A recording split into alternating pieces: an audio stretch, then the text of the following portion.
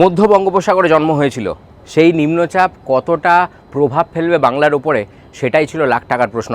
গত কয়েকদিন ধরেই কিন্তু বঙ্গবাসীর মনে ফের দুর্যোগের যে ঘনঘটা সেটা মাথা চাড়া দিতে শুরু করেছিল।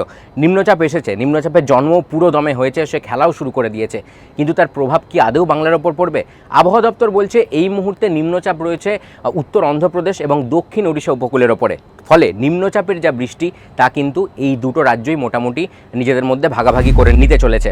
তার ফলে বাংলার আকাশের ওপরে কিন্তু নিম্নচাপের জেরে প্রবল বৃষ্টি বা অতি ভারী বৃষ্টির সতর্কতা এই মুহূর্তে নেই। তবে বিক্ষিপ্তভাবে বৃষ্টি কিন্তু মৌসুমি অক্ষরেখা যেহেতু সক্রিয় রয়েছে, তার ফলে বর্ষার যে বৃষ্টি সেটা চলতে থাকবে আগামী 48 ঘন্টায়। কলকাতা এবং তার আশপাশের জেলাগুলোতে, উত্তর ও দক্ষিণ 24 পরগনা, হাওড়া, হুগলি এই সমস্ত জেলাগুলোতে বিক্ষিপ্ত বৃষ্টি চলবে। পশ্চিমের জেলা যেগুলো রয়েছে বাঁকুড়া, পুরুলিয়া, বীরভূম এই জেলাগুলোতেও কিন্তু বিক্ষিপ্ত বৃষ্টি চলবে। উপকূলবর্তী এলাকা 2 মেদিনীপুর এখানেও কিন্তু বিক্ষিপ্তভাবে বৃষ্টি চলবে। কিন্তু একই সাথে আর্দ্রতাজনিত মানে গরম খুব একটা না বাড়লেও, মানে গরম যেখানে সর্বোচ্চ তাপমাত্রা 29 ডিগ্রি সেলসিয়াসের আশেপাশে ঘোরাফেরা করছে সেটা কিন্তু খুব বেশি বাড়বে না, কিন্তু আর্দ্রতাজনিত অস্বস্তির কারণে কিন্তু একটা গরম ভাব সেটা কিন্তু সবসময় থেকে যাচ্ছে। অন্যদিকে উত্তরবঙ্গের ক্ষেত্রে কিন্তু এই মুহূর্তে খুব বেশি বৃষ্টির পূর্বাভাস আর নেই। গত কয়েক সপ্তাহ ধরেই সেখানে প্রবল দুর্যোগ আমরা দেখেছি। এই মুহূর্তে কিন্তু দুর্যোগের মেঘ কেটেছে। আগামী 48 ঘন্টায় ধীরে ধীরে কিন্তু পরিস্থিতি আরও স্বাভাবিক হবে, বৃষ্টি কমবে।